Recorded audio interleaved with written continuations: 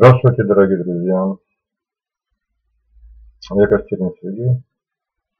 Приветствую вас на своем канале. И сегодня у нас пойдет тоже очень интересный разговор о тех методах, которыми Господь Бог нас всех приводит к покаянию. Я в прошлых роликах уже говорил, что Бог отделил нас от всей Вселенной, значит, создав вот эту плотную Вселенную и поместив нас в это тело человека, нам заблокирована память и у нас зрение такое, что мы не способны видеть тонкий мир. Тем самым Бог нас отделил, и мы остались в полном одиночестве. Сам Господь, Он, конечно, находится сейчас рядом с нами. Я уже рассказывал, что тонкий мир, Он здесь, и мы как бы проходим сквозь друг друга. Да? И Господь, Он сейчас, и ангелы Божьи, они сейчас здесь, они с нами рядом, но они скрыты от нас. И Бог выполнил второе условие восставших ангелов. Они потребовали, чтобы Бог их оставил, и Бог им больше не нужен. Конечно, Он нас не бросил, конечно, Он рядом с нами, но Он сейчас находится в скрытом таком состоянии. И мы как бы сейчас его и не знаем, то ли он есть, то ли он нет. То есть он как бы между гранью вот, были и не были находится. Ну, таково было требование восставших, чтобы Бога вообще не было, да. И нам предоставлена сейчас вот в этом мире полная свобода. Он говорит, ну хорошо, вы хотели свободы, вы хотели самостоятельности, ну вот вам мир, вот вам земля, заселенная уже, конечно, там созданы все условия для жизни. Пожалуйста, вы хотели самостоятельности, живите. И вот мы сейчас живем. Ну, вы поймите, вот если вы посмотрите на весь мир, который сейчас вокруг нас, вы поймите, вся история человечества залита кровью. Ну, так я говорю, уже так не буду все рассказывать, да. Вы посмотрите, вас устраивает вот этот мир и как мы живем. Но дав нам самостоятельность, Бог нам как бы с нами работает. Почему? Потому что задача Бога сейчас сделать то, что ему не удалось сделать на небе. На небесах не удалось примириться с ангелами, не удалось поменять их мнение, мышление, чтобы они сделали переоценку ценностей. И на Землю сейчас, на планету Земля, вот на эту нашу земную жизнь, возлагаются очень большие надежды. Сейчас на нас смотрят миллиарды глаз с надеждой, что все получится. Задача Бога сейчас нас всех реанимировать. Потому что вот я скажу, что Бог, конечно, использует очень много методов сейчас, и среди них есть очень сильнодействующие такие средства, и одно из них это является смерть. Вы знаете, что как таковой смерти нет, да, вот там в том мире нет смерти, и мы бессмертны. И как раз вот там, когда об Адаме и Еве Бог говорил нам, то Он говорит, что они были бессмертны, но согрешив и пройдя против Бога, они стали смертными. Так вот, и Бог ввел так называемый институт смерти, что в какой-то момент наше сердце останавливается, и тело становится мертвым. И всем нам придется через это пройти. И мы все боимся смерти. Да? Смерть это как очень-очень сильно действующий препарат для нас, для всех. Мы под давлением смерти зачастую нас Бог ведет к покаянию.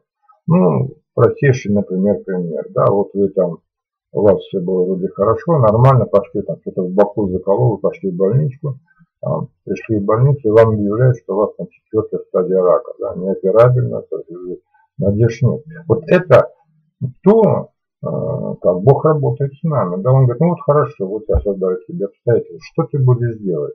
Вот ты свободный, вот ты, Бога нет, а что ты будешь делать? Да? То есть нас Бог как бы ставит постоянно в такие обстоятельства, где мы не можем уже решить проблему, да, и мы начинаем думать, а что же делать, а как быть, врачи помочь не могут, там не могут, и начинает человек метаться, да, и Бог как бы говорит, ну, может быть, тебе все-таки Господь Бог нужен, да, может быть, все-таки надо вернуться к Богу, и в таких обстоятельствах Бог нам создает очень много в этой жизни, чтобы мы переоценили свои отношения с Богом, сказали, Господи, нет, я что-то не то, я хочу вернуться к Тебе, да, я хочу под Твою руку, под Твое крыло. Вот. Но на самом деле процесс оказался очень многотрудным, очень много людей погибает. Однажды я запросил Бога и сказал, Господи, почему так мало верующих, почему так мало спасаемых? Мне Бог показал наш земной шар, и там капля, вот, капля всего, он говорит, да, земля очень мало, как говорится, дает того результата, который бы Бог хотел получить. Бог вообще хочет спасти всех нас, да? И Он, конечно, употребляет все средства, которые только может употребить. Вот представьте себе вот врача, у которого на столе, на операционном столе умер пациент, да? Остановилось сердце. И, ну, он находится в состоянии клинической смерти, вот там 5-6 минут в распоряжении врача, что-то еще можно сделать, еще что-то можно сделать, да. И вы представляете, что в этот момент у врача, как бы вот у хирурга, он может делать, в принципе, все, что хочет. Он мог вообще ничего не делать, да, умер, да, все там, руки в ногу, все, умер. Или он может принять какие-то, начинать всевозможные методы, там, колоть сердце адреналин, там, делать там,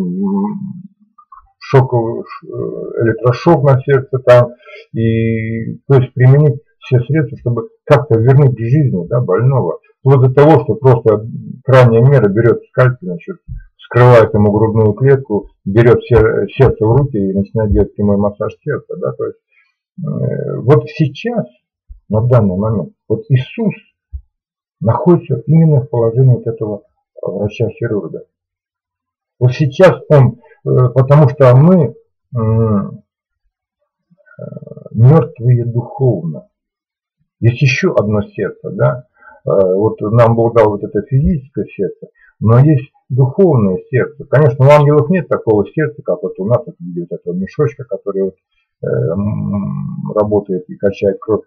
Но когда мы там на небесах отреклись от Бога и сказали Богу, ты нам больше не нужен, наше духовное сердце остановилось, мы умерли.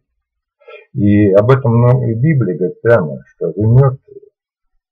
И те, кто не вернулся к Богу, они сейчас находятся в состоянии клинической смерти. И Иисус сейчас пытается нас оживить. Что Богу надо? Вот давайте это попытаемся разобрать. А что же Бог хочет от нас? Вот вам сказали врачи, что у вас там последняя стадия рака и методов нет. Да. Вот вы обращаетесь там, верите, не верите, но вы говорите, Господи, я не знаю, там есть или нет, но ты исцели меня, да. Там пошли в церковь, там свечек там наставили, там заказали, может, какой-нибудь там, я не знаю, там, молебен, или что там, или еще что-то, там, может быть, куда-то побежали. Вы говорите, Господи, исцели меня, да. А Бог не исцеляет. А почему Бог молчит? Это вопрос, да, а почему? Почему? Мне сейчас многие могут задать вопрос. Мне скажут, Сергей Витальевич, вы извините, что вы думаете, мы не молились? Что вы думаете, когда там у меня там умирала жена там, или ребенок, что думаете, я не просил? А почему Бог не вступил? А почему Бог не вмешался? Вот здесь, друзья, проблема в том, что мы не понимаем Иисуса, мы не понимаем, что же хочет от нас Господь. А Господь хочет получить то, ради чего и сотворен весь этот мир. Ради того, чего мы помещены на эту землю. Он хочет, чтобы заработало наше духовное сердце. Богу нужно наше покаяние. Богу нужно, чтобы мы с Ним примирились. Тогда уже, друзья, тогда уже пойдет все остальное. Понимаете? И мы, не зная этого, к сожалению, многие ослабевают, многие не достигают своих целей. И Бог не получает того результата, который хочет, а у вас там погибают родные, там близкие, дети, там жены, сами умираете. Поэтому, друзья, вот следующий ролик будет, наверное, самый важный из всех роликов, которые я вот сделал. И я считаю, это вот я вам дам ключи к вашей вечной жизни, к счастью, и ключи к тому, чтобы вот для вас откроются именно все благословения Бога. И Бог начнет отвечать на все ваши запросы. Но эти ключи называются это покаяние. Да? Вы поймите, покаяние это очень, очень важная вещь. До следующего ролика, друзья. Ищите его.